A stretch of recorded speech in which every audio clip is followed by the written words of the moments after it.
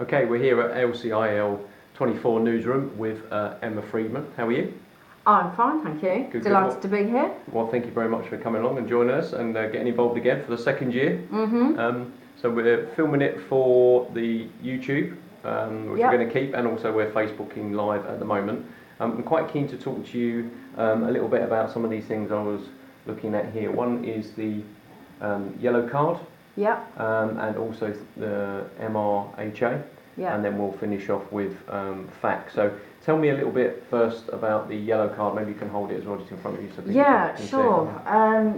The yellow card is the UK system for reporting adverse drug reactions, so side effects. Every single medication will have some kind of side effects. Some of those side effects will be life-threatening, and some of those side effects won't be. The majority won't be life-threatening. But in order to develop medicines and create safer medicines, we need to have the research and we need to have the information about the safety of what has gone before. And also we need to be able to make sure that it is understood what a side effect is, what it can be. It's not just somebody puffing up, and itchy skin and heart ticking away like mad, and then they drop to the floor dead. That is a severe adverse drug reaction. But there are also other things that build up over a long period of time when somebody has been taking a medication for a long-term health condition. Like I have epilepsy, some people have diabetes, mental health illness. You're on a medication for a long period of time, and the build-up in your system of that drug can be beneficial for your condition, but it also has its risk. So the yellow card is the system. If you personally suspect that you have had a adverse drug reaction, you can report it. You can go to the website yellowcard.gov.uk, or you can pick up a hard copy of the yellow card itself, and it gives you a form to fill in, a little bit about yourself, what your condition is, what medicines you've taken, and what the side effect was. And my hope is that this yellow card will be part of our research collecting, so that we can constantly evaluate the safety of our medicines.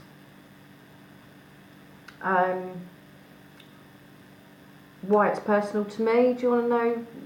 I mean, I'm intrigued with the project as well, because obviously, having been a citizens journalist, and you are to an extent yourself, is about sort of getting the information out there and sort of relying on the common citizenry, if you like, to be able to share that. And I love the idea of citizen scientists all giving up a little bit of their hard drive on the computer to help some deep space research thing by finding a new star. Whereas in fact what we're doing here is we're reaching out to citizens and saying, well, actually the impact that this range of drugs will have on every single person will be completely different.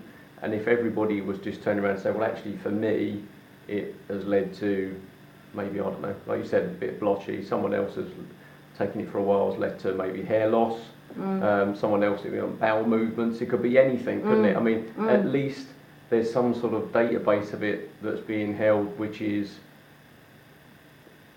not so much in opposition to Big Pharma, but is just building up something which maybe Big Pharma isn't particularly interested in people knowing.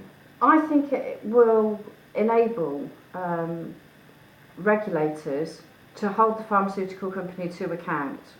We have this amount of data about your product, and it's time that you did something about this to promote the risk, and you put enough pressure on a particular product, and you will get people doing research and development to find something a little bit safer. Maybe that's just a bit of my dream. Maybe that's where I slip into what is real and what isn't, because the pharmaceutical industry is so powerful. If they want to cover something up and hush it up, then they will do, and there are plenty of politicians and regulators who are happy to go along with that. But we as patients and as consumers, you know, it's our safety and it's our lives and it's the future generations, and it's also down to science and innovation. If you're designing a project and you're just said, right, okay, just design something, well, what do you do? You know? Whereas if you said, right, okay, design a mental health medication that's going to be safe if taken during pregnancy. Now, that's a real challenge because, you know, my son has been harmed by a drug that I took for epilepsy, but again, it's a product that has been designed to do things to my brain.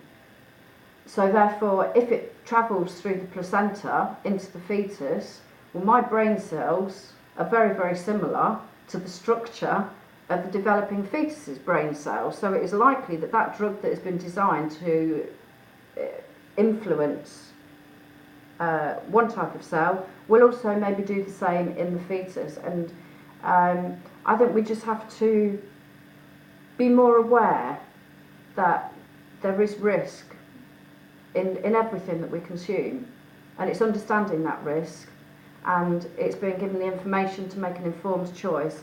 And if more people complete the yellow card, we will have more information, and then it is down to governments or regulators or individual campaigners, groups, to actually put the pressure on and say, yeah, let's properly promote this because it is causing so much harm, or because it's just not cost effective to continue.